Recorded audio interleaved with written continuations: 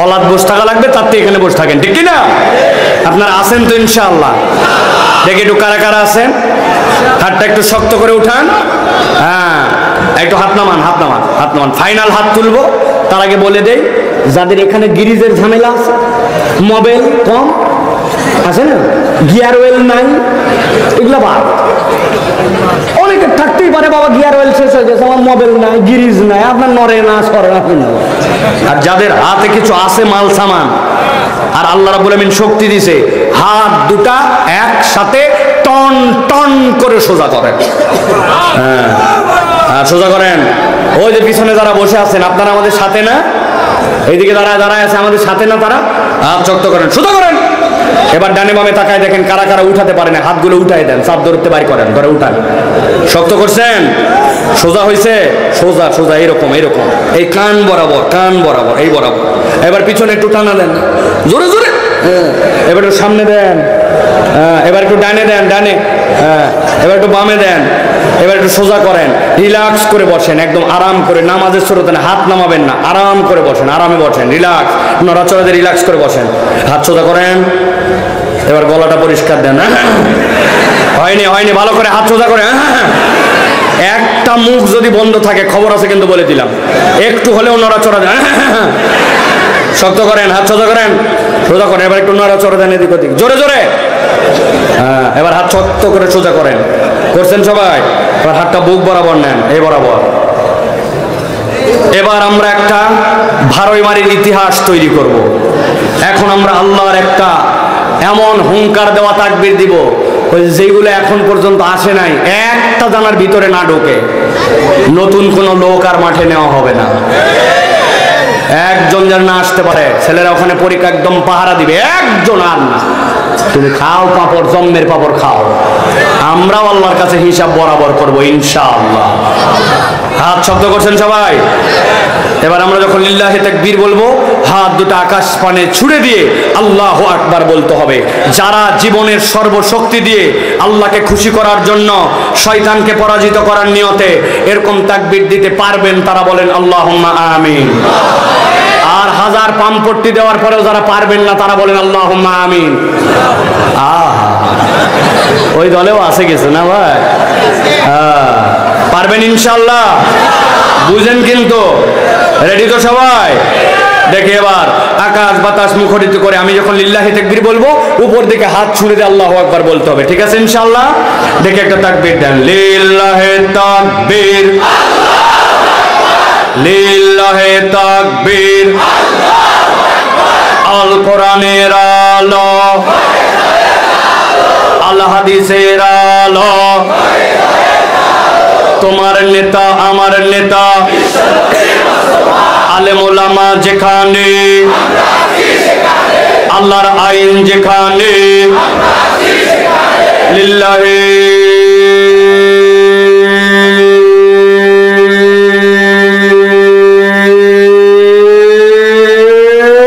তাকবীর। আলহামদুলিল্লাহ, হাত নামান, আলহামদুলিল্লাহ বলেন। শয়তান আছে আর? আমার এটা কৌশল, কারণ শয়তান আল্লাহু আকবারের ধ্বনি পছন্দ করে না, ঠিক কিনা? ওই জন্য দেখবেন এই পৃথিবীতে যারা আল্লাহু আকবারের পক্ষে নয়, ওরা হচ্ছে শয়তানের মামাতো খালাতো ফুফাতো ভাই। আমি স্পষ্ট ভাষায় বলে দিতে চাই, আগামীর বাংলাদেশ ইনশাআল্লাহ ইসলামের পক্ষের বাংলাদেশ। আগামীর বাংলাদেশ আল্লাহর আইনের বাংলাদেশ। আগামীর বাংলাদেশ তরুণ যুবকদের বাংলাদেশ। আগামীর বাংলাদেশ ইসলামের পক্ষের বাংলাদেশ। আগামীর বাংলাদেশ ভারতীয় আধিপত্যবাদের বিরুদ্ধে থাপ্পড় মারার বাংলাদেশ। ওই বাংলাদেশে আল্লাহু আকবারের পক্ষে যারা, আমরা তাদের পক্ষে। আর আল্লাহু আকবারের সাথে যাদের সম্পর্ক নাই, আগামীর বাংলাদেশে আমাদের সাথে তাদের সম্পর্ক নাই। কথা পরিষ্কার? মুরব্বীরা অপরিষ্কার বলুক আর অপরিষ্কার বলুক, মুরব্বীদের দ্বারা কাম হবে না। কারণ বিগত 50 বছর দেখছি ওনারা এক পান আর এক চায়ের কাপ আর সিগারেট দিয়ে ইমান বিক্রি করে ফেলে। অতএব যুবকদেরকে ধাক্কায়া মুরব্বীদেরকে সামনে নিতে হবে। সাফারা রাগ করছেন? রাগ করলে কিচ্ছু করার নাই। আল্লাহ বলছে জান্নাতে নেওয়ার পরে সব মুরব্বিক যুবক বানানো হবে। আল্লাহ যদি মুরব্বিক অতই ভালো লাগতো, আল্লাহ বলতো যুবক গুলাকে নিয়ে যায় জান্নাতে মুরব্বী বানানো হবে। আল্লাহ বলে নাই। আল্লাহ বলতে যুবক বানানো হবে। আমরা আমাদের মুরব্বীদের জন্য দোয়া করি, আল্লাহ তাদেরকে হায়াত দারাজ করে দে, আল্লাহ তাদের আমাদের মাথার প্রতি দীর্ঘ সময় ছায়া হিসাবে রাখো, আল্লাহ তাদেরকে ইসলামের জন্য কবুল করো। তবে আমরা ধাক্কায়া মুরব্বী সহ জান্নাতে যাব ইনশাআল্লাহ। ওয়া রাহমাতুল্লাহি ওয়া বারাকাতুহু।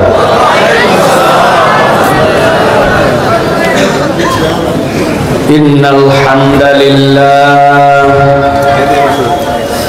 আলহামদুলিল্লাহি নাহমাদুহু ওয়া নাস্তাঈনুহু ওয়া নাস্তাগফিরুহু ওয়া নু'মিনু বিহি ওয়া নাতাওয়াক্কালু আলাইহি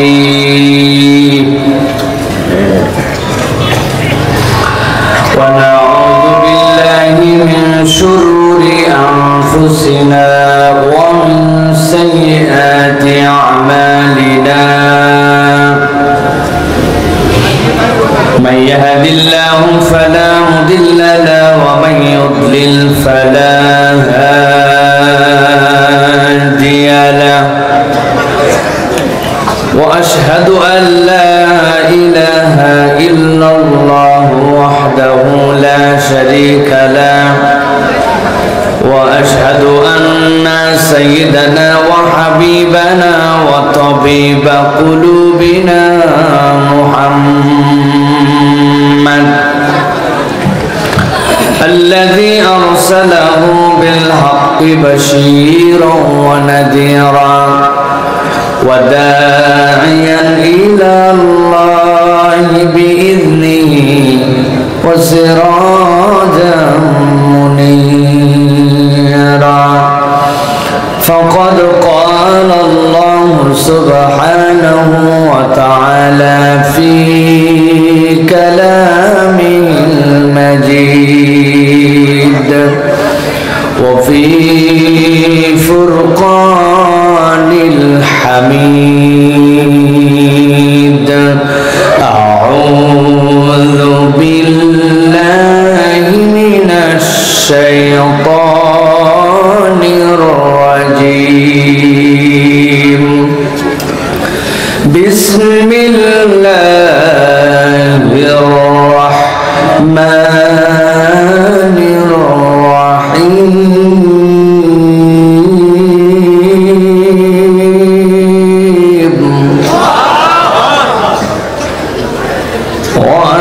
وكذلك أوحينا إليك روحا من أمرنا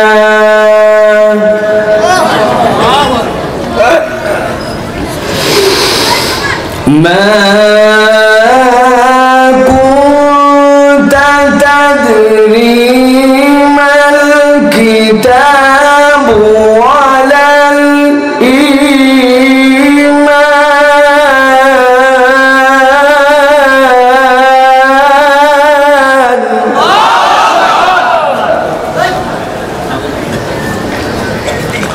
ولا الإيمان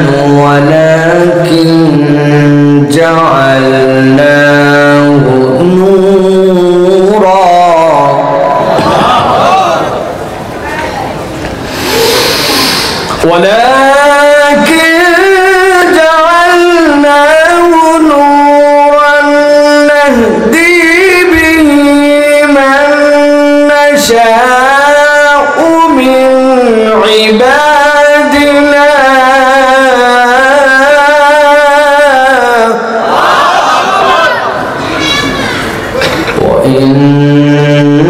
وإنك لتهدي إلى صراط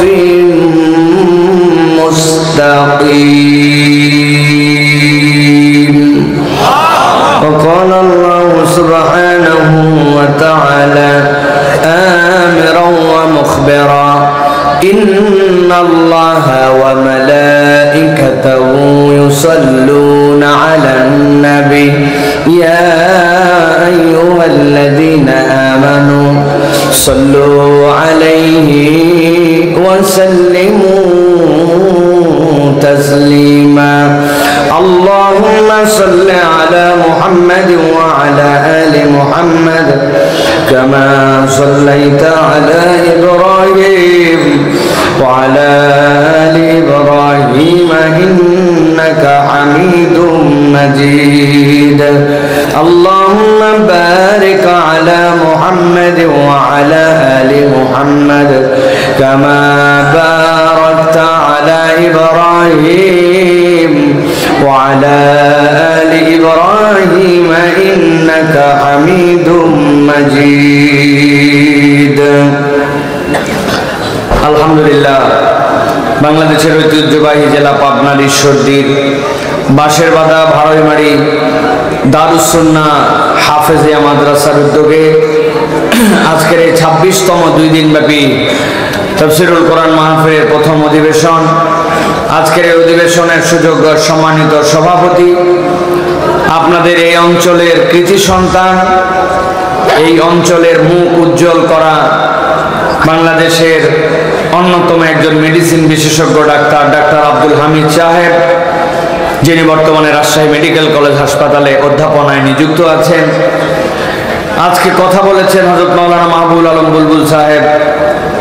মঞ্চ উপবিষ্ট আছেন জনাব আবু বকর সিদ্দিক সাহেব সহ অত্র প্রতিষ্ঠানের সেক্রেটারি, ক্যাশিয়ার, সভাপতি, সহসভাপতি, ম্যানেজিং কমিটির দায়িত্বশীল ব্যক্তিবর্গ, আমার সামনে উপবিষ্ট সম্মানিত আমার মুরব্বিয়ানে কেরাম, আমার প্রিয় তরুণ যুবকেরা, স্নেহের ছোটরা, আলাদা প্যান্ডেল থেকে শুনছেন মা এবং বোনেরা, সকলকে একবার সালাম দিয়েছি।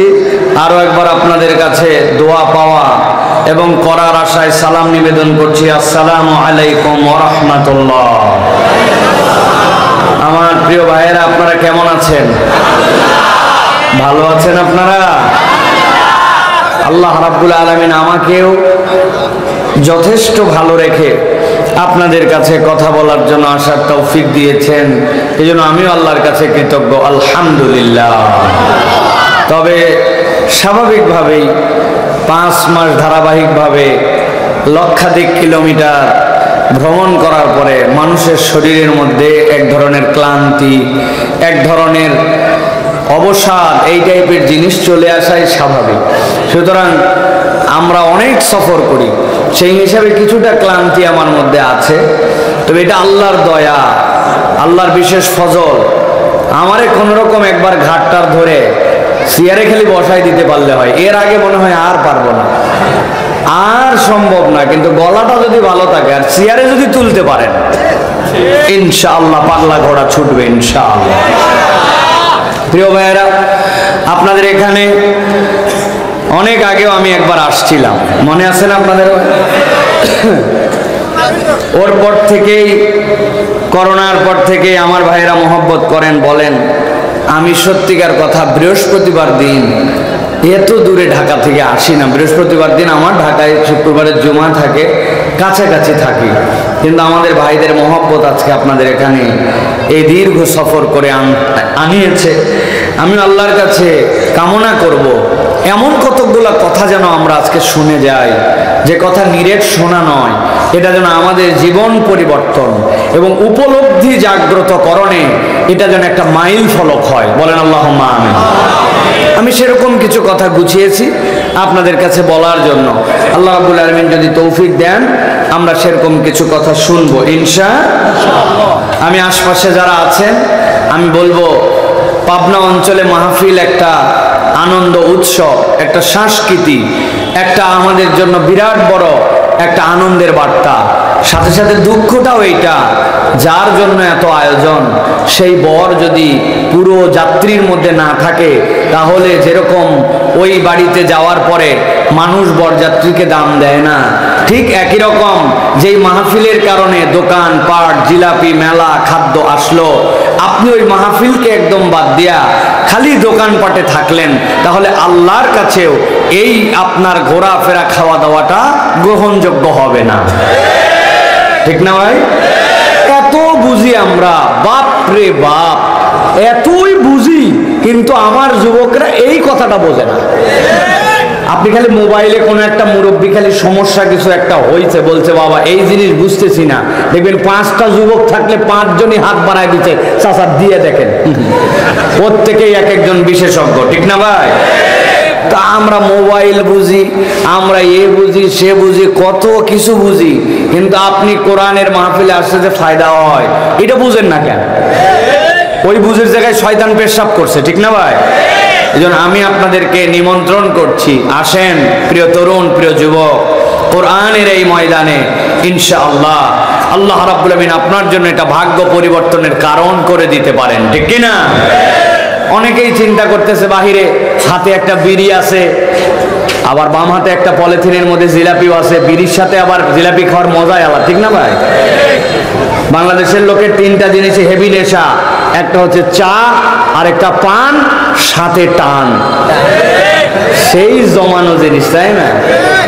পানের সাথে বিড়ি খাওয়ার যে কি স্বাদ, আমার মনে হয় শুয়োরের গুয়ের সাথে বিট লবণ দিয়ে খালি যেরকম টেস্ট, এত মজা।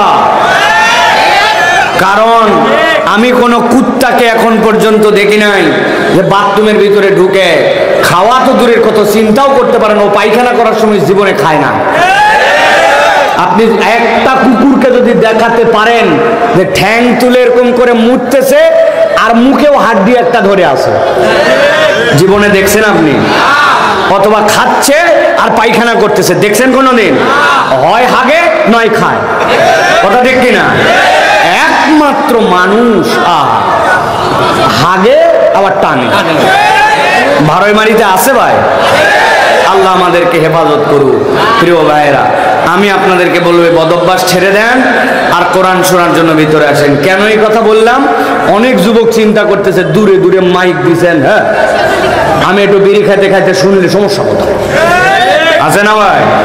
মাইক কি খালি ভিতরে নাকি? মাইক দূরে দূরে আছে, তাহলে আমি একটু শুনলে সমস্যা কোথায়? আমি বলো সমস্যা আছে ভাই। কি সমস্যা? সমস্যাটা আগে বলে নি। আমরা এই যে মোবাইল, এই মোবাইলে আমরা 2 ভাবে ইন্টারনেট ব্যবহার করি। কয়ভাবে? কথা বলেন। ওই মুরব্বী আন্দাজে হ করেন না আপনি। আপনি কিসের 2 ভাবে ইন্টারনেট বুঝতেছেন? আপনার এটা যুবকরা, ইয়াংরা বুঝবে। কয়ভাবে? একটা সেলফ ডাটা আর একটা ওয়াইফাই ডাটা, ঠিক না ভাই? এখন আপনার বাড়িতে একটা রাউটার আছে, ওই রাউটারে ওয়াইফাই লাইন লাগানো আছে, আপনার একটা অ্যান্ড্রয়েড ফোন আছে, আইফোন আছে, পাসওয়ার্ড আছে। এখন আপনি বাসায় গেলে নেটওয়ার্ক থাকলে আপনি ওয়াইফাই থেকে আপনার মোবাইল চালাতে পারেন, ঠিক না ভাই? এখন একদিন আপনার প্রয়োজন পড়ছে ভারইমারি থেকে ঈশ্বরদী যাওয়ার, প্রয়োজন পড়ছে দাসুরিয়া যাওয়ার। এখন আপনার এই গ্রামে বাড়ি, আপনি দাসুরিয়া গেছেন 3 কিলোমিটার 4 কিলোমিটার দূরে, বুঝে থাকলে ঠান্ডা মাথায় উত্তর দিবেন, আপনার ওইখানে যাওয়ার পরে ওয়াইফাই কাজ করবে তো ভাই? কেন কাজ করবে না? আপনার অ্যান্ড্রয়েড ফোন আছে না, আপনার রাউটার আছে না, এর পাসওয়ার্ড জানা আছে না? কাজ করবে না। কেননা আপনার একটা ফ্রিকোয়েন্সি আছে, আপনি ওই ফ্রিকোয়েন্সির বাইরে গেলে আপনার ইন্টারনেটের রাউটার আর আপনার সেটের সাথে সংযোগ রাখতে পারে না, ঠিক না? আপনি ওয়াজ মোবাইলে শোনেন, ইউটিউবে শোনেন, রেকর্ডিং শোনেন, দূরে শোনেন, আপনার ওয়াজ শোনা হবে। কিন্তু আপনি যদি এই প্যান্ডেলের ভিতরে আসেন, এটা আল্লাহ রাব্বুল আলামিনের রহমতের ওয়াইফাই জোন। এখানে কেবল ওয়াজ শোনাই হয় না, আল্লাহ তার বান্দাকে ফেরেশতা দিয়ে দোয়া করায়া আল্লাহ তার গুনাহ খাতা মাফ করায় দেন, ঠিক না? আপনি এত বোঝেন আর আপনি এইটা বোঝেন না। আপনি দূরে মাইকে আপনি আড্ডা গুলি মারতেছেন, বাড়ির থেকে বলে আসতেছেন মা আমি কিন্তু সবাব গেলাম, জলসাদ গেলাম। ওই জীবনের জলসার দিকে মুখ করে নাই, ও 5 বন্ধু মিলে দেখলাম ওই কোণার মধ্যে মারতেছে। আমরা আল্লাহর কাছে তোমাদের নামে বিচার দেব যে তুমি মাহফিলকে অপমান করে তুমি বিড়ি ফুগানোর জন্য আইছো। হ্যাঁ, এই এলাকায় যেগুলা বিড়ি খাইতো না, এই 2 দিন তুমুল বিড়ি খাচ্ছে, কারণ রাত্রেবেলা তো আর কেউ দেখতেছে না, মাঠের দিকে নেমে গেছে গাজরের খেতে। আবার বাম হাতে একটা গাজর রাখছে। কিরে, বিড়ি খাওয়ার সময় গাজর কেন? আসল ধান্দা বিড়ি খাওয়ার পর মুখে গন্ধ হবে, ধরা পড়ার ভয়ে রাত্রেবেলা উনি গাজর খাচ্ছে। আমরা বুঝি বা তোমাদের সমবয়সী মানুষ আমি, অতএব আমরা কোরআন থেকে কিছু কথা শুনবো ইনশাআল্লাহ। 2 পর্বে কথা বলবো আমি। আগেই বলে নিই, প্রথম পর্বে খুব ঠান্ডা মাথায় কথাগুলো দিলের মধ্যে ধারণ করে নিতে হবে, সারা জীবনের জন্য ধারণ করতে হবে। এটা হচ্ছে আমাদের স্বপ্নের কথা, এটা হচ্ছে আমাদের ইথিক্সের কথা, এটা হচ্ছে আমাদের চেতনা পরিবর্তনের কথা। ওই কথাটা দিলের মধ্যে ধরে নিতে হবে। আমি জিজ্ঞাসা করব, বুঝে বুঝে আমরা আমাদের সাথে সামনে কথা বের করব, আমরা সামনে কথা আগাবো। নবী করিম সাল্লাল্লাহু আলাইহি ওয়াসাল্লাম যেই সময়ে এই দুনিয়াতে আসছিলেন, যেই যুগে এই নবুয়ত নিয়ে আসছিলেন, ওই যুগটাকে বলা হতো আইয়ামে জাহেলিয়াত। কি বলা হতো? মুরব্বীদের কিন্তু উত্তর দেওয়ার দরকার নাই, ইয়াংরা ফাটাফাটি করে জোরে জোরে ঠোঁট নড়ায় উত্তর দিবে। ওই যুগকে কি বলা হতো? আইয়াম হচ্ছে যুগ, আর জাহেলিয়াত মানে অন্ধকার, তমাশাচ্ছন্ন, কালো, ইগনোরেন্স, অজ্ঞতা। এক কথায় আল্লাহ রাব্বুল আলামিনের ভাষায় যেই যুগটা অন্ধকারে পূর্ণ ছিল, ওই যুগটাকে বলা হতো আইয়ামে জাহেলিয়াত। এখন আইয়ামে জাহেলিয়াত কেন বলা হতো? কেননা দিনের বেলা ওই সময় সূর্য উঠতো, আলো উঠতো, পুরা দুনিয়া ঝকঝকা থাকতো, কিন্তু ওদের কাছে বিদ্যুৎ ছিল না, কারেন্ট ছিল না, পিডিবি ছিল না, পল্লী বিদ্যুৎ ছিল না, কোন রকম সোলার ছিল না। এই জন্য রাত্রিবেলা পুরা ঘুটঘুটা অন্ধকার, কেউ কারো মুখও দেখতে পেত না। এই জন্য ওই যুগকে আইয়ামে জাহেলিয়াত বলা হতো। তাই তাহলে আপনারা বুঝেছেন, এই কারণে অন্ধকার যুগ বলা হতো না। তাহলে অন্ধকার যুগ বলা হতো কেন? পৃথিবীর মুফাসসিরিনে কেরাম এবং পৃথিবীর যারা সিরাহবিদ, নবীজির চরিত্র যারা লিখেছেন, তারা বলছেন মৌলিক 5টা কারণে ওই যুগকে জাহেলি যুগ বলা হতো। আমি জিজ্ঞাসা করব, আস্তে করে হলেও উত্তর দিতে হবে, কয়টা কারণে জাহেলি যুগ বলা হতো? 5টা। এটা কিন্তু মাথার মধ্যে ধরে ফেলতে হবে। আমি যখন জিজ্ঞাসা করব পটাপট ওটার সাথে মিলাই মিলাই উত্তর দিতে হবে। 1 নম্বরে ওই যুগকে জাহেলি যুগ বলা হতো, তার কারণ ছিল ওই যুগের মানুষ নারীদেরকে কোনো সম্মান দিত না, নারীদের কোনো ইজ্জত ছিল না, নারী বাজারের একটা পণ্যের বাহিরে তাদের কাছে কোনো মূল্যায়ন ছিল না। উত্তরাধিকারে নারীর 1 ছটাক জমি ছিল না, বিয়েতে দেনমোহর ছিল না।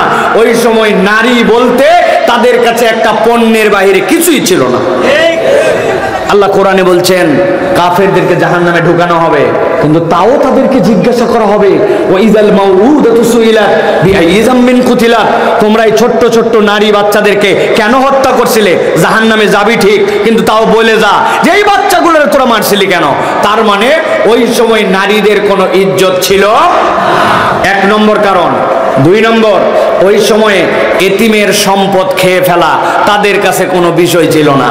এতিম মানে খুশি হয়ে গেছে, এরা দেখার কেউ নাই, আমরা চাচারা, আমরা ভাতিজারা, আমরা ভাগ বাটোয়ারা করে তার সম্পদ দখল করে খাইয়ে নিব। এটা ছিল তাদের 2 নম্বর অপরাধ। 3 নম্বরে, ওই সময়ের মানুষ জোর জার, মুল্লুক তার। কি বলছি ভাই? ডাকাতি হচ্ছে তাদের পেশা। আমার পাওয়ার আছে, আমার ক্ষমতা আছে, আমি যা ইচ্ছা তাই করতে পারি। জোর আছে মানে আমার যা ইচ্ছা তাই করতে পারি। চাইলে মিথ্যা মামলা দিতে পারি, চাইলে ভুয়া বিচার করে ফাঁসি দিতে পারি, চাইলে জুলুম করতে পারি, চাইলে তোমাদেরকে হত্যা করতে পারি, চাইলে ছাত্রদের উপরে লেলাই দিতে পারি, স্টিম রোলার চাপায় দিতে পারি। এত জোরে ঠিক বলেন না, আমি ওই সময়ের কথা বলতেছি, এখন কান না, আন্দাজ খালি মাথার মধ্যে ঢুকায় নেন। এটা হচ্ছে 3 নম্বর কারণ। কয় নম্বর? জোরজার। 4 নম্বর কারণ ছিল ওই সময়ের মানুষ ছিল চূড়ান্ত যুদ্ধবাজ। কি ছিল? যুদ্ধবাজ। কেমন যুদ্ধবাজ? কোনো সুতা লাগতো না, কোনো ইস্যু লাগতো না, বিনা ইস্যুতে তারা যুদ্ধ করত। এক লোক একটা উট নিয়ে এসে একজনের বাড়ির ধারে, মক্কা তো পুরাটাই পাহাড়, বাড়ির ধারে একটা পাহাড় আছে, ওই পাহাড়ের মধ্যে কিছু পাহাড়ি ঘাস উঠছে, পাহাড়ি গাছ উঠছে। ওর এলাকায় খাদ্যর অভাব, এই জন্য উটটা নিয়ে এসে ওই জায়গাতে চড়াতে লাগাই দিছে। দূর থেকে এক লোক দেখছে যে যেই লোকের বাড়ির পাশের পাহাড়ে উট চড়াতে দিছে, এই উটের মালিক তো এলাকার লোক না। ওই বাড়ি এলাকায় যায়, বলছে এই দেশে কি নিয়ম কানুন বলে কিচ্ছু নাই? বলছে কেন? বললো কার উট? তোর ঘাস এই জায়গায় খায়, এত বড় স্পর্ধা। বলছে কি করা লাগবে? বলছে কি আবার করবি? কিছু অন্তত করতে না পারলে তোর ঘাস খাইয়ে দুধ হয়েছে, ওর দুধটা দোয়া। এই কথা বলে যে উনকাল্লা তার কাছে গেছে, যে বললো ভাই দেশে কি কোনো আইন কানুন বলে কিচ্ছু নাই, একই এলাকায় আমরা থাকি, তোর এলাকায় ঘাস নাই বলে একটা অবলা প্রাণীকে তুই একটু কেন ওই জায়গায় ঘাস খাওয়াতে দিচ্ছিস, আর তাই বলে তোর দুধ দোয়াই নেবে? বলছে কি করা লাগবে? ঠেকা। এরে বলছে ঠেকা, ওরে বলছে দোয়া। আপনাদের ভাড়াই বাড়িতে এরকম লোক আছে কিনা ভাই? ক্লিক মারে আছে ভাই, ফেতনা লাগায় আছে। তাহলে ভালো করে মিলান, জায়গা মতো কিন্তু আবার মিলান লাগবে। তাহলে এই যে এক ছোট্ট ঘটনা নিয়ে যুদ্ধ বাঁধছে, 100 বছর আরবের লোকেরা যুদ্ধ করছে, 100 বছর, কয়েক হাজার মানুষ এই ছোট্ট উটের ঘটনায় মারা গেছে। এমন যুদ্ধবাজ। 5 নম্বর কারণ ছিল, তারা ছিল প্রচন্ড মূর্তি পূজারী। আমি আমার ভাষায় বলি মাঝে মাঝে, যত কাল্লা তত আল্লাহ। কি বলছি বলেন তো ভাই? বলেন যত কাল্লা, নাউজুবিল্লাহ বলেন। আল্লাহ তো একজনই, কিন্তু ওরা বানাইছে এরকম করে ভগবান ইলা। আমার কথা না এইটা, এইটা আমি ভাব বুঝালাম। ওমরে ফারুক রাদিয়াল্লাহু তাআলা বলতেছেন, শোনেন, আমরা আগে আপনাদের এলাকায় ছিল কিনা, আমিও তো উত্তরবঙ্গের মানুষ, আমাদের এলাকায় ছিল, আমাদের এলাকায় বলে ওইটাকে লই। বাবা নিচে নামাও না ভাই, নিচে নামাও, নিচে স্ট্যান্ড বসা, মানুষের ডিস্টার্ব হচ্ছে, চেহারা দেখতে পাচ্ছে না। নামাচ্ছে নামাচ্ছে নামাচ্ছে নামাচ্ছে, নামাও, ঠিক আছে ভাই। তাহলে আপনারা দেখছেন আগে আমাদের পুরাতন জিনিসপত্র নিয়ে একদল লোক লই বিক্রি করতো, কটকটি খাইছেন আপনারা? ওরে বাপরে বাপ, দাঁতে যদি একবার বাঁধে, দাঁত অনেক সময় উঠে যাওয়ার জোগাড় হয়, ঠিক না ভাই? আমরা করতাম কি, ওই লই কিনে তালুর মধ্যে লাগাই রাখতাম, রেখে 2 ঘন্টা ওইটা চাইতাম, খালি অল্প কয়েক পয়সা দিলেই আমাদেরকে দেখা যাচ্ছে। কেন বলতেছি শোনেন, ওমর রাদিয়াল্লাহু তাআলা বলতেছেন, আমরা ওরকম কিছু মিষ্টান্ন বানাতাম আরবের লোকের, আমাদের মতো তো ওদের মিষ্টি খাওয়ার কালচার নাই, কিন্তু মিষ্টান্ন বানাতো। মিষ্টান্নটা বানাতে বানাতে ওরা একটা মূর্তির শেপ দিছে, দিয়ে বলতেছে আমরাই ছানা দিয়া গুড় দিয়ে, কথার কথা, আমরা একটা আইটেম বানাইছি, মানে ওইটাকেই মূর্তি বানাই, বলছি এটাই আমার আজকের ইলাহ। ওমর রাদিয়াল্লাহু তাআলা বলতেছে, এরপরে বগলে নিছি, নিয়ে বাহিরে গেছি কাজ কাম করার জন্য, ভেড়া চড়ানোর জন্য, ছাগল চড়ানোর জন্য।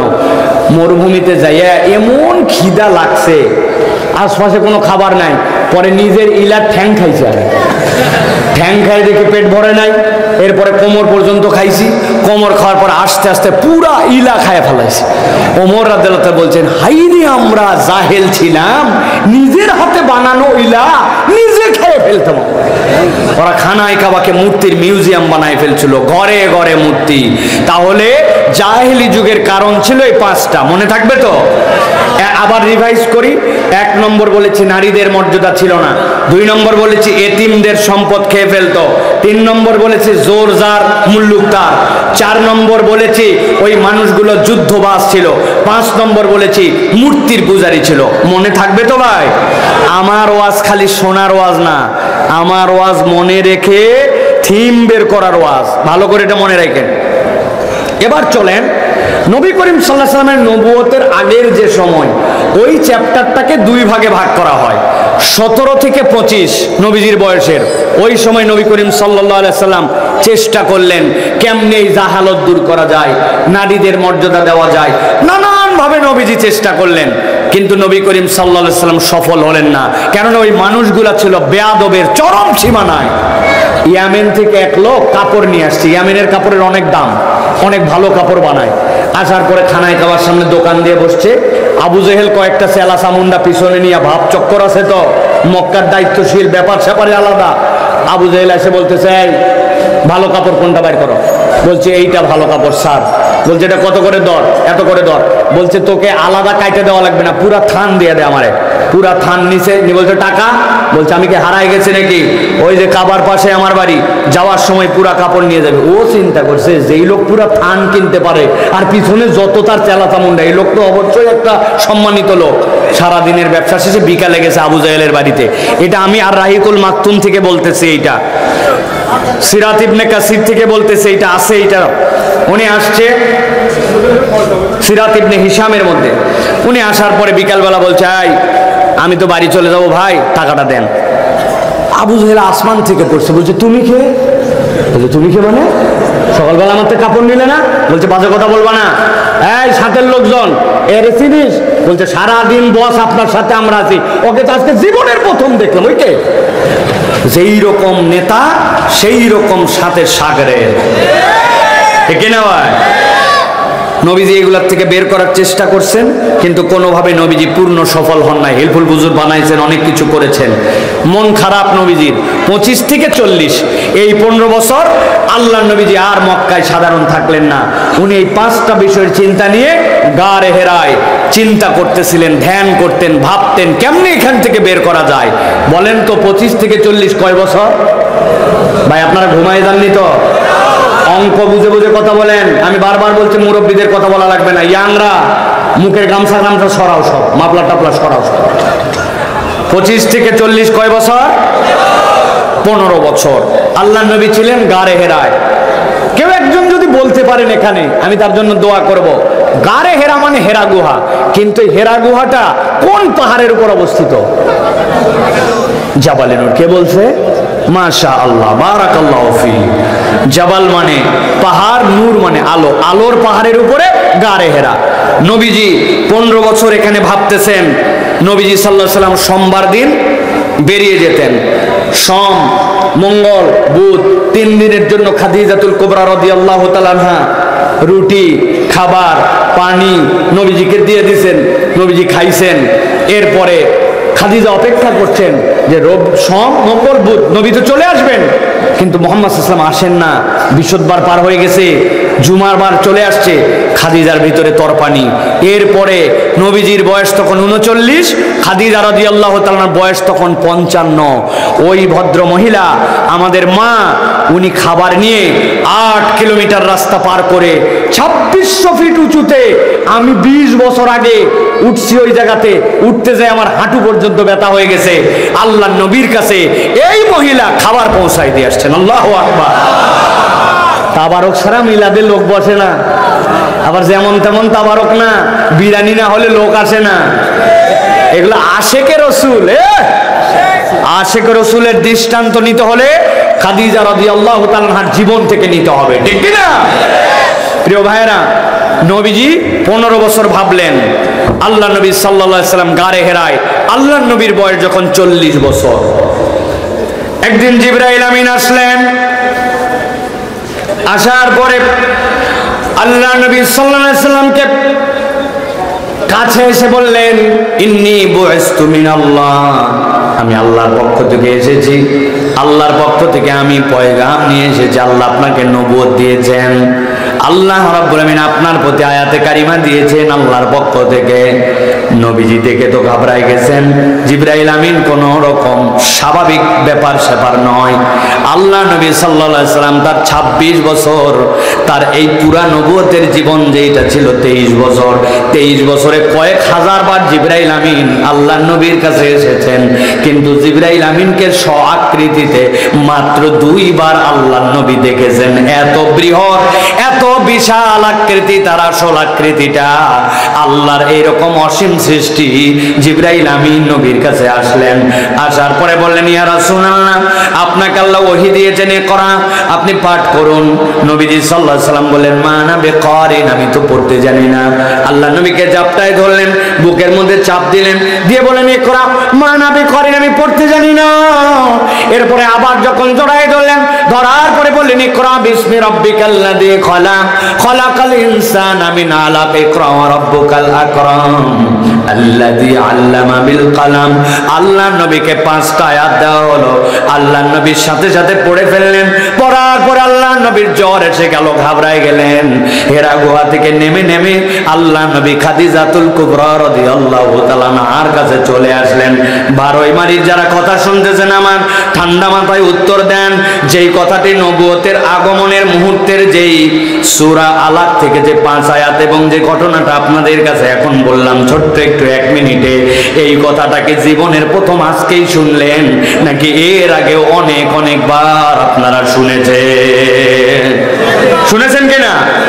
কিন্তু খেয়াল করেন, ওই জানা ঘটনা আমি কেন বললাম, ওই কথাটি কেন বললাম, এটা ওই জন্য বলি নাই, আপনার দিমাগ খুলে দেওয়ার জন্য, ব্রেনের রাস্তাগুলাকে ক্লিয়ার করার জন্য আমি আপনাকে বলতে চাই, আল্লাহ রাব্বুল আলামিনের নবী দীর্ঘ 15 বছর জাহেলি যুগের 5টা বিষয় নিয়ে ভাবলেন।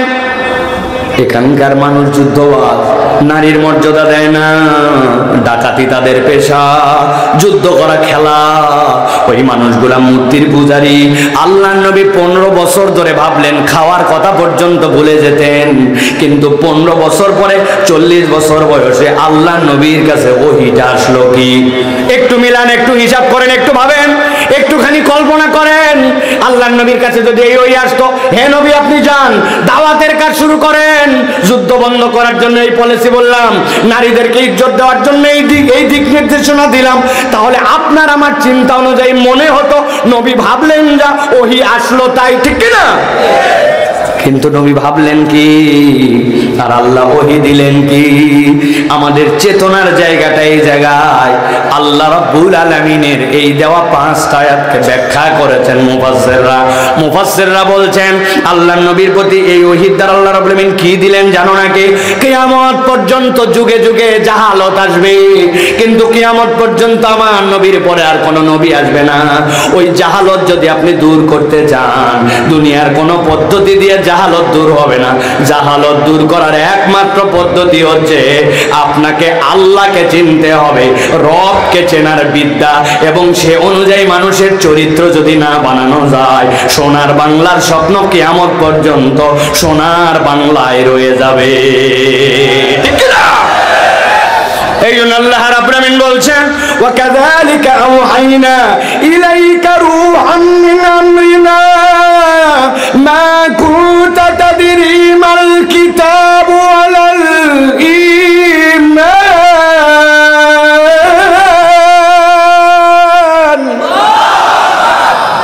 আল্লাহ বলছেন, দুনিয়ার মানুষ ভালো করে জেনে নাও, আমি রুহুল আমিনকে দিয়া, বিশ্বস্ত ফেরেশতাকে দিয়া আমার নবীর প্রতি ওহী দিলাম। কল্পনা করেন আল্লাহ কি বলছেন? আল্লাহ বলছেন, নবী আপনি অনেক কিছুই বুঝেছেন, আপনি কখনো শিরিক করেন না, আপনি হেদায়েতের উপরে ছিলেন, পথভ্রষ্ট আপনি কখনোই ছিলেন না, কিন্তু আমি আল্লাহ আপনাকে বলছি, মা কুনতা তাদরি মাল কিতাব ওয়ালাল ঈমান, আপনি কিন্তু পূর্ণাঙ্গভাবে কিতাব কাকে বলে আর ঈমান কাকে বলে এইটা জানতেন না। আল্লাহ বলতেছেন, আমি আপনাকে ঈমান দিলাম, কিতাব দিলাম। ও তরুণ, ও যুবক, এরপরের আয়াতটা ভালো করে খেয়াল করো। আল্লাহ বলছেন, দিলাম আপনাকে ঈমান, দিলাম আপনাকে কোরআন, কিন্তু আল্লাহ বলছেন, ওয়ালাকিন জাআলনাহু নূরা। ও আমার হাবিব, আপনাকে আমি তো কোরআন আর আপনাকে আমি তো কেবল ঈমান দেই নাই, আমি আল্লাহ মূলত আপনাকে একটা আলো দান করেছি। তাহলে আপনাকে স্বীকার করতে হবে, আপনার আমার ঈমান এটা হচ্ছে আলো, আপনার আমার কোরআন এটা হচ্ছে আলো। একসাথে বলেন তো, তাহলে কোরআন আমাদের জন্য কি? যারা বললেন না, বুঝেন নাই, কোরআন আমাদের জন্য কি? আরেকবার বলেন, কোরআন আমাদের জন্য কি? বুঝবেন সাইফুল্লাহ ভাই যেই জায়গায় জোর করে জোরে বলায়, কোনো না কোনো একটার পিছনে কারণ আছে, বিনা কারণে না। আপনাদের এলাকায় কারেন্ট যায়, মাঝে মাঝে লোডশেডিং হয়, সন্ধ্যার পরে বিদ্যুৎ চলে যায়, বুদ্ধি বলে দেই এখন থেকে যেই না বিদ্যুৎ চলে যাবে, নুরানি হাফেজি কোরআন শরীফ যেটা আপনার বাড়িতে আছে, ওই নুরানি হাফেজি কোরআন শরীফ এরকম করে খুলবেন, খুলে ফ্রিজের উপর রেখে দিবেন অথবা সোফার টেবিলে রেখে দিবেন, তাহলে আপনার বাড়ি দেখবেন ঝকঝকা আলো হয়ে গেছে, ঠিক না ভাই? হ্যাঁ, কি আবার না? একটু আগে বললেন কোরআন আলো, এখন আবার বলতেছেন না। হ্যাঁ, বিনা কারণে জোরে বলাই নাই আমি, কারণ আছে। তাহলে আপনি বললেন আলো, আলোর বুঝটা কি? তাহলে ওই আলোটা কেমন আলো? ভালো করে বোঝেন। আপনাদের এখানে এরকম যদি কোনো রুগী থাকেন বা জীবনের রুগী ছিলেন, তারা একটু আমাকে সাড়া দিবেন। জীবনে একবার এক্সরে করা লাগছে, জীবনে একবার এমআরআই করা লাগছে, অথবা জীবনে কোনো একবার সিটি স্ক্যান করা লাগছে, হাত পা মাথা ভাঙছে, এরকম রুগী কেউ কোনোদিন ছিলেন? এক্সরে করা লাগছে, হাত তোলেন না। ও বাবা, এতগুলা হাত নামান থাক। এক্সরে করার জন্য যখন গেছেন, খেয়াল করে দেখেন তো আপনাকে বলছিল কিনা বুকের এক্সরে। এই যে আমার ডাক্তার সাহেব আছে, উনি লিখে দিয়েছে চেস্ট এক্সরে করে নিয়ে আসেন। বহুত কাঁচতেছেন আপনি, বুকের অবস্থা কি দেখা লাগবে? এক্সরের ঘরের মধ্যে ঢুকানোর পরে বাইরের টেকনোলজিস্ট বলছে, ভিতরে ঢুকানোর পরে যখন আমি বলবো দীর্ঘ করে শ্বাস টেনে বন্ধ করেন, তখন করে আপনি বন্ধ করবেন। কি বলেন? যে জান নাই বুঝবেন না, শ্বাস টেনে বন্ধ করতে বলছে। 3 সেকেন্ড পরে বলছে বা শ্বাস ছাড়েন, বাইরে চলে আসেন। ও চিন্তা করলো কি রে, খালি শ্বাস টানলাম আর ঢুকলাম আর বাড়ালাম, কিছুই তো বুঝলাম না। কথা ঠিক কিনা? কিন্তু খানিকক্ষণ পরে যখন ফিল্ম এসে গেছে, কালো ফিল্মের মধ্যে দেখা গেছে চাচা আপনার হাড্ডি তো যেভাবে অ্যাক্সিডেন্ট করছেন, বুকেরটাই দিক বেঁকা হয়ে গেছে, হাতের এদিকে বাড়ায় গেছে। ডাক্তার ওইটা দেখে দেখে ফলো করে ব্যান্ডেজ করে দেয়, বুকের ট্রিটমেন্ট করে। ঠিক কিনা? তার মানে আলোটা দেখেন নাই, কিন্তু ওর মধ্যে একটা অতি বেগুনি রশ্মি, ওইটা যে কাজ করা লাগবে ওই কাজটা ঠিকঠাক করে ফেলছে।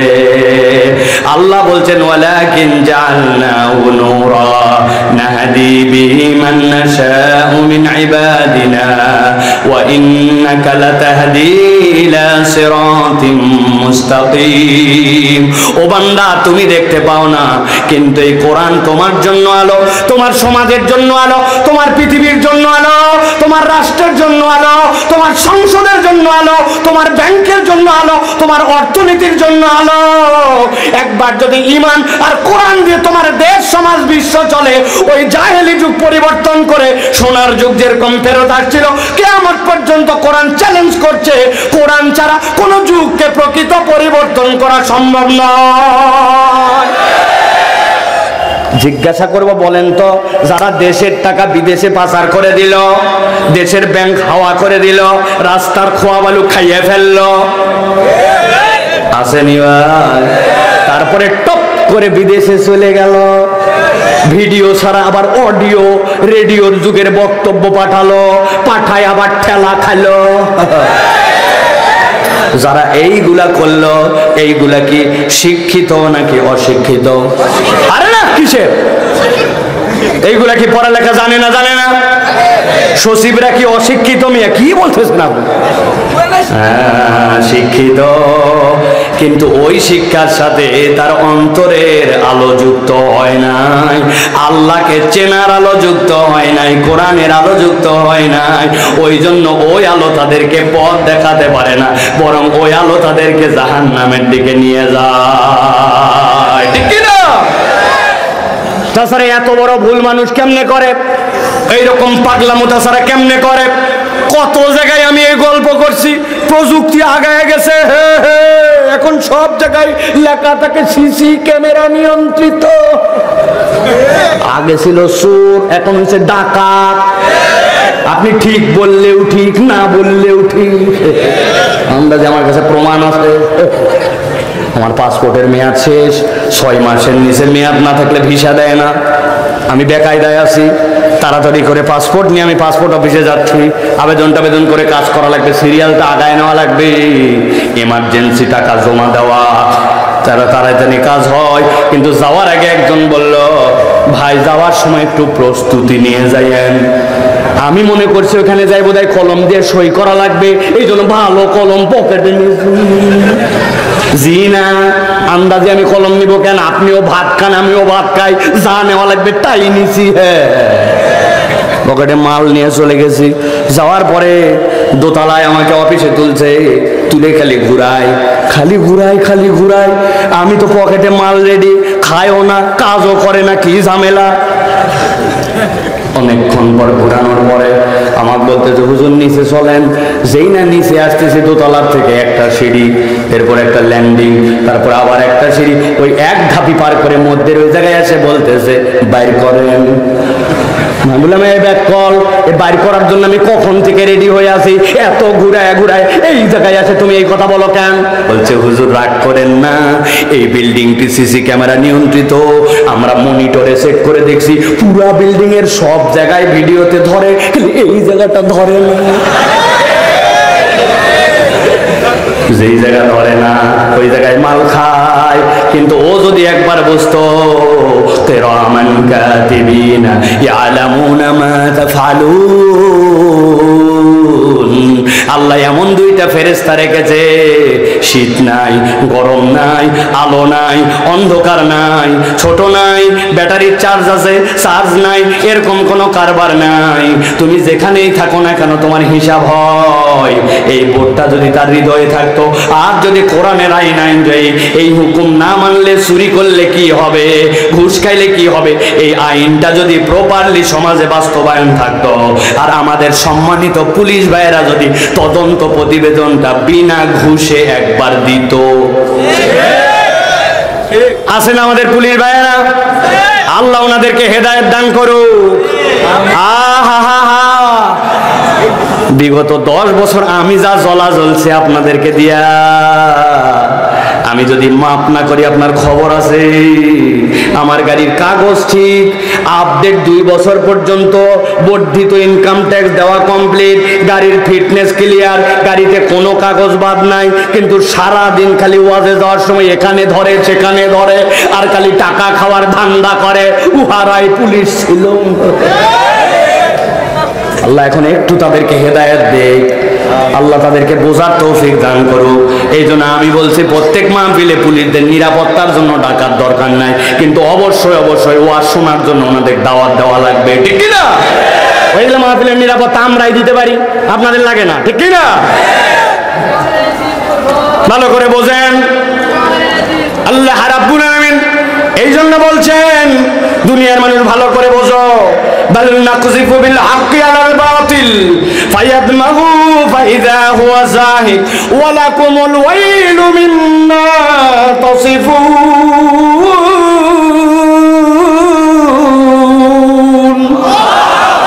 আল্লাহ বলছেন এই কোরআনের আলো, এইটা হক, এইটা বাতিলের উপর আঘাত করবে, তবে আঘাতটা যেমন দেখুন জায়গায় হবে না, আঘাতটা হবে তার চেতনায়, আঘাতটা হবে তার আদর্শে, আঘাতটা হবে তার চরিত্রে।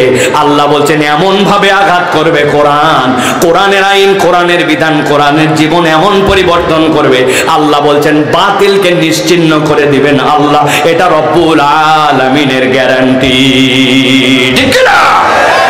এবার একটু মিলাবো, ছোট্ট 3টা ঘটনা বলবো, আপনাদেরকে বলতে হবে কোন সময়ের ঘটনা।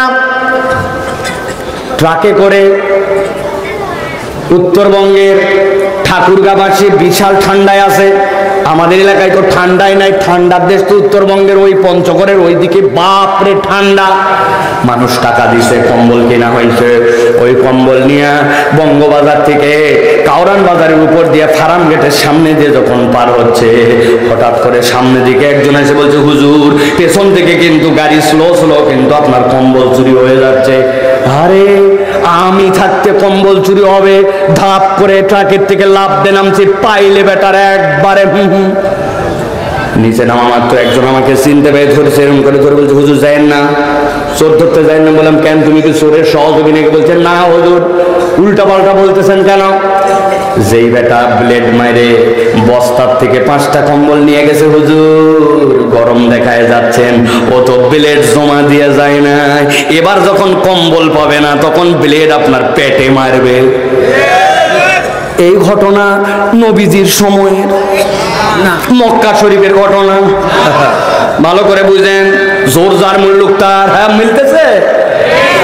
ভারইমারি বাজার পার হয়ে দাসুরিয়ার ওই কোনার মধ্যে এত বড় একটা বিশাল বড় সাইনবোর্ড, দেখ মহিলা দেখি এইরকম করে আছে, মহিলার গায়ের মধ্যে কাপড় চোপড় নাই অবস্থায়, 2 হাত ফাঁকা, কোমরের নিচ থেকে ফাঁকা, এখানে সেখানে সব ফাঁকা, পাশে একটা বিজ্ঞাপন দেওয়া, এই শীত থেকে বাঁচতে হলে, স্কিনকে ঠিক রাখতে হলে এই মলম লাগাতে হবে। জিজ্ঞাসা করো ভারইমারির একজন লোক মুখ বন্ধ থাকলে খবর আছে বললাম, বলেন তো মাঠের মধ্যে যে মূলার ক্ষেত, গাজরের ক্ষেত, ওই ক্ষেতে কি মেয়েরা কাজ বেশি করে না ছেলেরা? শীত যেটা, ওই শীতের মধ্যে মেয়েরা ভিতরে থাকে বেশি না, ছেলেরা থাকে ভিতরে। কে বেতি ভিতরে থাকে? তাহলে জিজ্ঞাসা হলো, এই শীতে ছেলেরা বাহিরে কাজ করে বেশি, ভ্যান চালায় বেশি, পরিশ্রম করে বেশি, ধান লাগায় বেশি, বাইরে কামাই রোজগার করে বেশি, কিন্তু খালি ফাটে দেখি মহিলাদের। ব্যাপার কি? আসলে ওইটা ফাটার বিজ্ঞাপন নয়। ওই মহিলা মনে করছে আমি অনেক আগায় গেলাম, আমার চেহারা দেখায় ভ্যাসলিন বিক্রি করতেছে। আসলে মহিলা আগায় নাই, মহিলা জাহেলি যুগের মতো তাকে আবার পণ্য হিসাবে ব্যবহার করা হয়, ঠিক না? বিপিএল খেলা তো খুব দেখতেছেন। ও বাবা, প্রত্যেক দল একটা করে নর্তকী জাহান্নামীকে নিয়ে আসছে। কি ব্যাপার? ক্রিকেট খেলার ও কি বোঝে? কিন্তু ওই মহিলা না হলে বলে দল চলতেছে না, দলের আগানি পিছানি, দলের যেখানে যাচ্ছে প্র্যাকটিস, দলের যেখানে যাচ্ছে টিম, সব জায়গাতে দেখে ওই খবির সাথে ঢুকাইছে। তার মানে ওই মহিলা মনে করছে আগাইছে, কিন্তু 50টা পুরুষের মধ্যে একটা মহিলা, ওই মহিলাটা একটা চরিত্রহীন, ওই মহিলাটা একটা সমাজের কাছে কলঙ্কিত চরিত্র, কিন্তু ওইটুকুটু মানুষের চোখ থেকে, বিবেচনার থেকে উঠায় দেওয়া হয়েছে, ঠিক না? জাহেলি যুগ আর আপনার যুগ মিলায় দেখেন। আল্লাহ বলতেছেন ঠিক ঠিক তো অনেক জোরে বলো, ভাড়ইমারিতে মাহফিল তো আয়োজন করো, কিন্তু বিবেচনার জায়গাটাই কখনো ভেবে দেখলে না। 15 বছর নবী ভাবলেন কি আয়াত আসলো কি আমার সমাজে ওই রোগ যদি থাকে পরিবর্তনটা কেমনে হবে, তার পক্ষে আপনি লড়তেছেন কিনা, ওই রকম করে আপনার জীবন গড়তেছেন কিনা, আমি কি ওই কোরআনের বার্তাটা নিজের মধ্যে নিতে পারতেছি কিনা, এই চিন্তা নাই। কেবল ওয়াজের মতো ওয়াজ হচ্ছে, আর আমরা আসার পরে বলতেছে বক্তা একটা আনছিল আমাদের ভাড়ইমারি ফাটাফাটি, আছে কিনা? ফাটাফাটির কাম নাই, কথা বোঝা লাগবে ভাই। কথা না বুঝলে, এই বার্তাগুলো না শুনলে আমাদের জন্য পরিবর্তন আসবে না, ঠিক কিনা? আরেকবার বলেন ঠিক কিনা? লাস্ট একবার বলেন ঠিক কিনা? এই ঠিকও তার মানে বুঝতে হবে কোন একটা কারণে বলছে। কারণটা বলি, আমার মাহফিল ঝিনেদা, ঢাকা থেকে যাচ্ছি, সাভার পার করে মানিকগঞ্জের উপর দিয়া দৌলদিয়া পাটুরিয়া ঘাট দিয়া ওখানে আছে ফেরি, ফেরিতে উঠছি, আসরের ওয়াক্ত যায় যায়, লব্ধে উঠে গেছি ফেরির ছাদে। যারা ফেরিতে গেছেন আপনার এই এলাকার লোক তো ফেরির আমাদের বেশি কালচার থাকার কথা কিছুটা, তাই না? এই তো পাকশি ফেরিঘাট সেই দিন না বন্ধ হলো। এখন ফেরির উপরে থাকে নামাজের জায়গা, আমি গেছি উপরে নামাজ পড়ার জন্য। উপরে যেয়ে মোবাইল হাতে নিছি, মোবাইল হাতে দিয়া বের করলাম যে আমার কম্পাস, কম্পাসে দেখলাম এই যে আপনাদের যেরকম পশ্চিমে দিক না ভাই, দেখে 2 রাকাত নামাজ পড়ে ফেলছি। নামাজ পড়া শেষ, আমার ডান পাশে দেখি এক মুরব্বী আমার দিকে এইরকম করে তাকায় বসে আছে। একটা অপরিচিত লোক যদি এইভাবে হাউমাউ করে তাকায় থাকে তাহলে এটা অস্বস্তি হয় না ভাই? আমি মুরব্বী বললাম চাচা আসসালামু আলাইকুম, কি ব্যাপার? বলছে বাবা তুমি আমাকে অবাক করে দিছো। আমি চিন্তা করলাম বাবা হুজুরদের যে দোষ, হুজুর জোরে হাঁটলে বলে খিদা, আসতে গেলে কয় পেট বেশি খাইছে, জোরে হাঁটলে দোষ, আসলে হাসলে দোষ, হাসলে দোষ, কানলে দোষ, ঠিক না? হুজুরে খালি দোষই আর দোষ। তা আমি চিন্তা করলাম কি অবাক করলাম আল্লাহ, বললাম চাচা ঘটনা কি খুলে বলেন।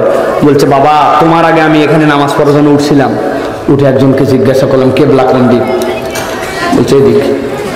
সন্দেহ হলো কি কেবলা এদিক হয়? আরেকজনের কাছে জিজ্ঞাসা করলাম এই বাবা আমি আসরে নামাজ পড়বো, কেবলা কোন দিক? বলছে চাচা এদিক। চারির সাংঘাতিক, 5 সেকেন্ডের মধ্যে কেবলা এদিক থেকে এদিক হয় কেমন? এরপরে এক লোককে বললাম তুমি কে? আমি ফেরির লোক। বলে বাবা কেবলা কোন দিক? করছে এদিক। তো চিন্তা করলাম ওয়াত তো যায় যায় অবস্থা, 2 দিকের মধ্যে পড়ে ফেলি যা হয়। আমি নামাজ পড়ছি বাবা, কিন্তু তুমি এসে দেখলাম কোনো কথা নাই, বার্তা নাই, জিজ্ঞাসা নাই, আসলে কেবলা দেখলে আর নামাজ পড়ে ফেললে, মাশাআল্লাহ বিরাট ব্যাপারে। কিভাবে কি? আমি বললাম ও চাচা কেবল জানে পানি আসলো, আপনি যেভাবে বলছেন অবাক করছে, এটা তো সহজ ব্যাপার। আমার মোবাইলে চাচা কম্পাস আছে, কম্পাসের ধর্ম হচ্ছে উত্তর দক্ষিণ, আর ওর বিপরীতে পূর্ব পশ্চিম। আমরা খানায় কাবার থেকে পূর্ব দিকে, এই জন্য আসলে কাবা আমাদের কেবলা, কিন্তু দিকটা পশ্চিম জন্য আমরা পশ্চিম দিকে নামাজ পড়ছি। ইস্ট ওয়েস্ট নর্থ সাউথ থেকে এটা মোবাইলতে বাইর করে দেওয়া যায়। মুরব্বী বলছে, বাবারে আমি সারা দেশ সফর করি, আমাকে এটা একটু তুলে দেওয়া যাবে? আমি বললাম, এই তো পাইছি সওয়াব কামায় সুযোগ, আদাল্লু আলাল খাইরি কাফাইলিহি, আমি তুলে দিব, বুঝাই দিব, সওয়াব পাবো। চাচাক বললাম, এটা কোনো ব্যাপারই না, আমার ইন্টারনেট আছে, হটস্পট আছে, কোনো ব্যাপার না, আমি তুলে দিয়ে দেখাই, আপনাকে শিখাই দিচ্ছি, 2 মিনিট ক্লিয়ার। আপনি আপনার মোবাইল দেন। মুরব্বী খুশিতে আনন্দে পকেটের বাইর করে মোবাইল আমার হাতে দিছে। এতক্ষণ তো চাচা অবাক, এখন মোবাইল হাতে নি আমি অবাক। তাকায় দেখি নোকিয়া 3220। এবার বুঝে থাকলে বলেন, এই যে বাটন মোবাইল আমাকে ধরায় দিছে, এর মধ্যে কি গুগল প্লে স্টোর আছে ভাই? ওর মধ্যে কোনো সফটওয়্যার ইনস্টল করা যাবে ভাই? ওই যে বলছিলাম জোরে করে ঠিক বলানোর কথা, ওই ঠিকটা হচ্ছে এইটা। কোরআন কোরআনের জায়গায় আছে, মাহফিল মাহফিলের জায়গায় আছে, আল্লাহর বিধান বিধানের জায়গায় আছে, কিন্তু আমরা মুসলমান এক একটা প্রত্যেকে বাটন মোবাইল হয়ে আছে। ওইটা যে নিজের জীবন ইনস্টল করা লাগবে এইটা একবারও চিন্তা করি না। অন্যের পাশার গু খুঁজি, নিজের মধ্যে যে গু এইটা দেখতে পাই না, ঠিক না? উমুকে খারাপ, তুমুকে খারাপ, ওই হুজুর বাতিল, সেই হুজুর জাহান্নামে চলে গেছে, তার এই সমস্যা, তার আমার যে সমস্যার শেষ নাই। আমি যে কোরআনের আলোয় নিজেকে আলোকিত করতে পারি নাই, একবারও এটা ভাবি না আমরা, ঠিক না? এ ভাবলে মাহফিলের 20 বছর 26 বছরে এই এলাকায় আল্লাহর ওলি ঘোরার কথা, কিন্তু এলাকায় প্রত্যেক দিন দেখবেন মিথ্যুক বাড়তেছে, ওজনে ফাঁকিবাজ বাড়তেছে, বাবা মার সাথে বেয়াদব সন্তান বাড়তেছে, মুরব্বী হয়ে গেছে, গিবত গিল্লার আসর বসতেছে। চেঞ্জ হলো না কেন? মনে রাখবেন এই উদাহরণটা, যে আসলে ও অ্যাপসের জায়গায় ঠিক আছে, আমি ইনস্টল করার উপযুক্ত বানাচ্ছি না নিজেকে। ওয়াজ শুনতেছি আর ঠিক বলতেছি আর চলে যাচ্ছি। আল্লাহ আমাদেরকে বোঝার তৌফিক দান করেন। প্রিয় ভাইয়েরা, যারা আমার ওয়াজ আজকে প্রথম শুনতেছেন তারা মনে করতেছেন মাশাআল্লাহ সাইফুল্লাহ ভাই তো প্রায় 45 মিনিট ওয়াজ করে ফেললো। জি না, এখন ওয়াজ শুরু হয় নাই, কেবল আল দিলাম। আর কি দিলাম? এখন আপনার যে গাজরের খ্যাত, এর যদি কোনো আল না থাকে, পানি দিলে পানি বাঁধবে ভাই? শুলি যদি না বাঁধেন পানি বাঁধবে আপনার? এই হচ্ছে আমার ওয়াজের প্রথম দিক, যে আমরা কেন ওয়াজ শুনতেছি, আমরা কি কোরআন থেকে থট করব। সারাদিন ভাববেন, আগামীকালকে চিন্তা করবেন যে ভাই বলে গেছিল, সমাজ এগুলো আছে কিনা, এই পরিবর্তনের কর্মী আমি হতে পারছি কিনা। কোরআন পড়তে পারে না, 70 বছর বয়স, ওয়াজ শুনে পাগল হয়ে যাচ্ছে, আহা হা, উনি কোরআন শেখে না, কোরআন অশুদ্ধ পড়ে, কোরআন শুদ্ধ পড়ে না। মাদ্রাসায় প্রত্যেক বছর আমরা দান করি, খয়রাত করি, আবার মাদ্রাসাতেও দান করে না, যে আমি তো পারতেছি না, একটা নাতি দেই, একটু টাকা পয়সা দেই। হার কৃপণের কৃপণ, বাপ শুয়ে আছে কবরে, এখানে বাচ্চারা রাত দিন কোরআন পড়ে, অথচ দিতে পারে 5000 টাকা, 500 টাকা পকেট থেকে বার হয় না, ঠিক না? এটাও ঠিক, এটাও ঠিক। যাক, আল্লাহ কবুল করুক আমাদের। তাহলে আমরা কোরআন থেকে কিছু কথা শুনতে চাই। রাজি আছেন আপনারা ভাই? বুঝে থাকলে বলেন রাজি আছেন আপনারা? ও মুরব্বীরা, আপনারা থাকলেই কি আর না থাকলেই কি? আমার শ্রোতা কোনো মুরব্বী না, আমার শ্রোতা বিলো 40 যারা, আপনারা যারা 40-এর নিচে, এই মানুষ থাকলেই যথেষ্ট ইনশাআল্লাহ। মুরব্বী আপনাদেরকে ছুটি দিয়ে দিলাম, বাড়িতে কাম হবে না, সব মহিলা চাষিরা বাড়ি তালা দিয়ে চাবি উনাদের কাছে, আপনার যায় বারান্দাত বসে থাকা লাগবে, খলাত বসে থাকা লাগবে, তার থেকে এখানে বসে থাকেন, ঠিক কিনা? আপনারা আছেন তো ইনশাআল্লাহ? দেখে একটু কারা কারা আছেন, হাতটা একটু শক্ত করে উঠান। হ্যাঁ, একটু হাত নামান, হাত নামান, হাত নামান। ফাইনাল হাত তুলবো, তার আগে বলে দেই, যাদের এখানে গিরিজের ঝামেলা আছে, মোবাইল কম আছে না, গিয়ার ওয়েল নাই, এগুলো বাদ। অনেকে থাকতেই পারে, বাবা গিয়ার ওয়েল শেষ হয়ে গেছে, আমার মোবাইল নাই, গিরিজ নাই, আপনার নড়ে না, সরে না। আর যাদের হাতে কিছু আছে মাল সামান, আর আল্লাহ রাব্বুল আমিন শক্তি দিছে, হাত দুটা একসাথে টন টন করে সোজা করেন। হ্যাঁ, সোজা করেন। ওই যে পিছনে যারা বসে আছেন, আপনারা আমাদের সাথে না? এইদিকে দাঁড়ায় দাঁড়ায় আছে, আমাদের সাথে না? তারা হাত শক্ত করেন, সোজা করেন। এবার ডানে বামে তাকায় দেখেন কারা কারা উঠাতে পারে না, হাতগুলো উঠাই দেন, চাপ ধরতে বাইর করেন, ধরে উঠান। শক্ত করছেন? সোজা হয়েছে? সোজা সোজা এরকম এরকম, এই কান বরাবর, কান বরাবর, এই বরাবর। এবার পিছনে একটু টানা দেন জোরে জোরে, এবার একটু সামনে দেন, এবার একটু ডানে দেন, ডানে, এবার একটু বামে দেন, এবার একটু সোজা করেন, রিল্যাক্স করে বসেন, একদম আরাম করে, নামাজের শুরুতে হাত নামাবেন না, আরাম করে বসেন, আরামে বসেন, রিল্যাক্স, নড়াচড়া দিয়ে রিল্যাক্স করে বসেন, হাত সোজা করেন। এবার গলাটা পরিষ্কার দেন, হয়নি হয়নি, ভালো করে হাত সোজা করে। একটা মুখ যদি বন্ধ থাকে খবর আছে কিন্তু বলে দিলাম, একটু হলেও নড়াচড়া দেন, শক্ত করেন, হাত সোজা করেন, সোজা করেন, এবার একটু নড়াচড়া দেন এদিক ওদিক, জোরে জোরে। এবার হাত শক্ত করে সোজা করেন, করছেন সবাই? এবার হাতটা বুক বরাবর নেন, এই বরাবর। এবার আমরা একটা ভারইমারির ইতিহাস তৈরি করব। এখন আমরা আল্লাহর একটা এমন হুঙ্কার দেওয়া তাকবীর দিব যেগুলো এখন পর্যন্ত আসে নাই, একটা জানার ভিতরে না ঢোকে। নতুন কোনো লোক আর মাঠে নেওয়া হবে না, একজন যেন না আসতে পারে। ছেলেরা ওখানে পরীক্ষা একদম পাহারা দিবে, একজন আর না। তুমি খাও পাপড়, জন্মের পাপড় খাও, আমরাও আল্লাহর কাছে হিসাব বরাবর করবো ইনশাআল্লাহ। হাত শব্দ করছেন সবাই? এবার আমরা যখন লিল্লাহি তাকবীর বলবো, হাত দুটো আকাশ পানে ছুড়ে দিয়ে আল্লাহু আকবার বলতে হবে। যারা জীবনের সর্বশক্তি দিয়ে আল্লাহকে খুশি করার জন্য শয়তানকে পরাজিত করার নিয়তে এরকম তাকবীর দিতে পারবেন তারা বলেন আল্লাহুম্মা আমিন। আর হাজার পাম্পট্টি দেওয়ার পরেও যারা পারবেন না তারা বলেন আল্লাহুম্মা আমিন। ওই দলেও আছে কিছু না ভাই? পারবেন ইনশাআল্লাহ? বুঝেন কিন্তু? রেডি তো সবাই? দেখে এবার আকাশ বাতাস মুখরিত করে আমি যখন লিল্লাহি তাকবীর বলবো উপর দিকে হাত ছুড়ে দিয়ে আল্লাহু আকবার বলতে হবে, ঠিক আছে ইনশাআল্লাহ? দেখে একটা তাকবীর দেন, লিল্লাহি তাকবীর,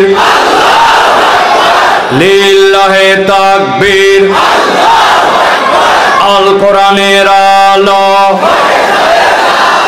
আল হাদিসের আলো,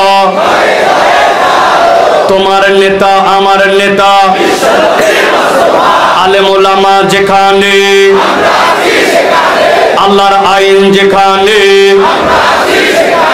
লিল্লাহি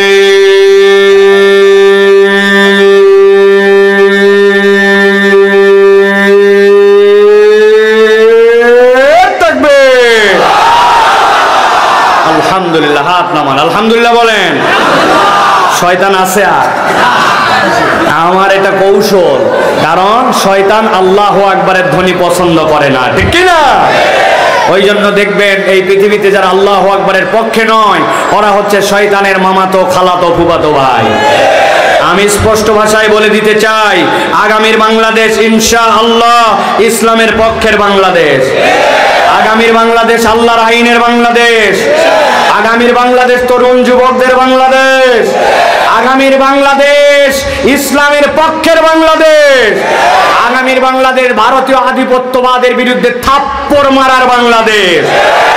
ওই বাংলাদেশে আল্লাহু আকবারের পক্ষে যারা, আমরা তাদের পক্ষে। আর আল্লাহু আকবারের সাথে যাদের সম্পর্ক নাই, আগামীর বাংলাদেশে আমাদের সাথে তাদের সম্পর্ক নাই। কথা পরিষ্কার? মুরব্বীরা পরিষ্কার বলুক আর অপরিষ্কার বলুক, মুরব্বীদের দ্বারা কাম হবে না। কারণ বিগত 50 বছর দেখছি ওনারা এক পান আর এক চায়ের কাপ আর সিগারেট দিয়ে ইমান বিক্রি করে ফেলে। অতএব যুবকদেরকে ধাক্কায় মুরব্বীদেরকে সামনে নিতে হবে। সাফারা রাগ করছেন? রাগ করলে কিচ্ছু করার নাই। আল্লাহ বলছে জান্নাতে নেওয়ার পরে সব মুরব্বী যুবক বানানো হবে। আল্লাহ যদি মুরব্বী কতই ভালো লাগতো, আল্লাহ বলতো যুবকগুলাকে নিয়ে যায় জান্নাতে মুরব্বী বানানো হবে। আল্লাহ বলে নাই, আল্লাহ বলছে যুবক বানানো হবে। আমরা আমাদের মুরব্বীদের জন্য দোয়া করি, আল্লাহ তাদেরকে হায়াত দারাজ করে দেয়, আল্লাহ তাদের আমাদের মাথার প্রতি দীর্ঘ সময় ছায়া হিসাবে রাখুক, আল্লাহ তাদেরকে ইসলামের জন্য কবুল করুক। তবে আমরা ধাক্কায়া মুরব্বী সহ জান্নাতে যাব ইনশাআল্লাহ। রাজি তো? রাজি তো? আল্লাহ কবুল করবেন, আল্লাহুম্মা আমিন। চলেন আর কথা বাড়াবো না, দীর্ঘ অনেক সময় হয়ে গেছে, 1 ঘন্টা হয়ে গেছে এক পর্ব। এবার আমরা সরাসরি কোরআনুল কারীমের মধ্যে ঢুকবো। সকলে বিতাড়িত শয়তান থেকে আশ্রয় প্রার্থনা করে দাঁড়ায়া, কাছে দূরে আপনি যেই হন সকলে সমস্বরে মা বোন সহ মা বোনেরা গল্প করবেন না, মা বোনেরা ওয়াজ শুনতে খুব কম আসে, ইনার একটা পিকনিক মুডে আসে। একটা কোলের মধ্যে ট্যান্ডেস্টার নিয়ে আসছে, ওই ট্যান্ডেস্টার আসার পর থেকে ফ্যাঁ ফ্যাঁ ফ্যাঁ ফ্যাঁ করতেছে, সকলের ওয়াজ শোনাচ্ছে। আবার আসার পরে বলছে এ বুবু, তোর বেটির আবার বাচ্চা হচ্ছে, এই যে গল্প জুড়িছে ভাই, কিসের ওয়াজ? ওর শ্বশুর বাড়ির গল্পই ফুরাচ্ছে না এখনো, ঠিক কিনা? টানা 7 দিন মাহফিল হলে ওনার গল্প শেষ হবে না। এটা গল্প বন্ধ। মায়েরা একটা টন টন করে কথা শোনেন। সকলে বিতাড়িত শয়তান থেকে আশ্রয় প্রার্থনা করে সমস্যরে একসাথে আমার সাথে পড়েন না, আউযু বিল্লাহি মিনাশ শাইতানির রাজিম, বিসমিল্লাহির রাহমানির রাহিম, কুল ইয়া ইবাদিয়াল্লাযীনা আসরাফু আলা